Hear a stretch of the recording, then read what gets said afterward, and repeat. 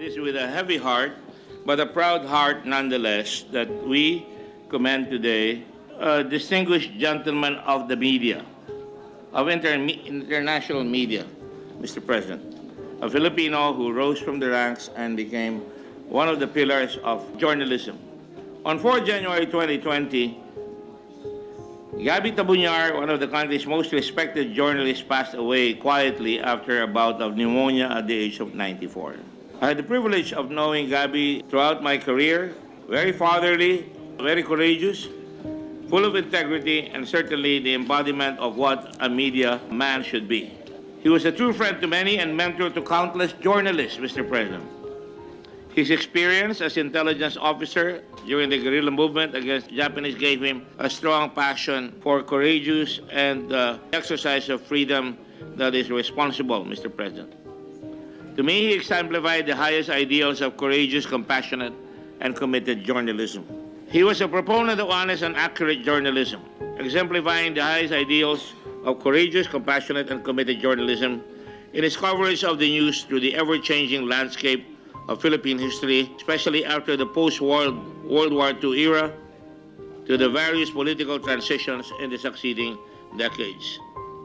Mr. President, Gaby became the father of the Foreign Correspondents Association of the Philippines, where all the foreign correspondents throughout several times in our history when we were challenged, like the EDSA crisis, the various schools that have happened in our country, Gaby was right in the middle of it. Was one of the founders, but he was really the principal founder, which was founded in 1974 to fight for freedom of the press and civil liberties in the challenged martial law era under President Marcos. Because I know that President Marcos also respected him very much. They may not have agreed with one another, but I'm aware that he was aware of who this gentleman, Gaby Tabunar, was. Even in his retirement, he was still active in FOCAP activities as he guided young journalists to run the association's activities. He was a longtime correspondent for CBS News from 1986 until he retired in 2008. CBS, being Columbia Broadcasting System, is an American English language commercial broadcast television and radio network.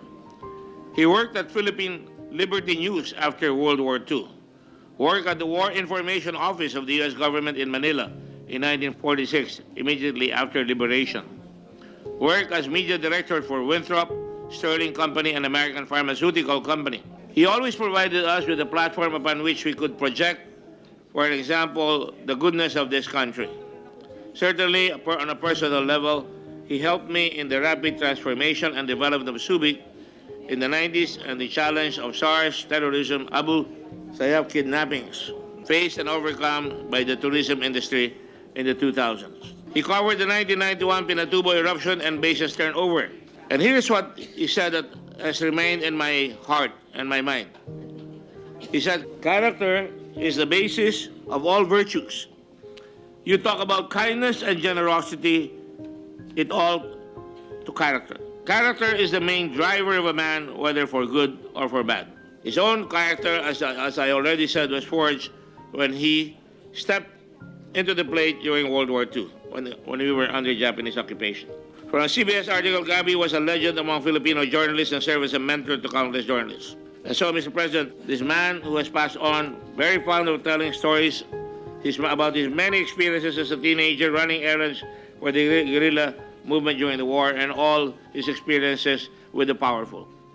He leaves behind his family, his wife, whom I knew well, Maria Antonia Eguaras Tabunar, died in 2008. His daughter, Mau Cardenas, another son, has passed on, Gaby Tabunar III.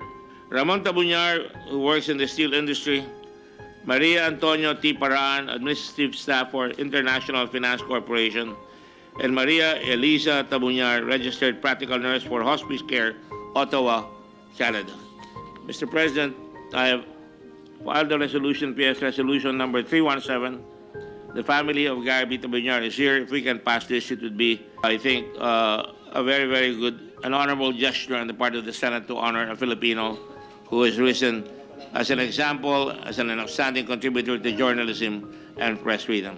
I ask our colleagues to endorse the resolution right away. Thank you very much, Mr. President.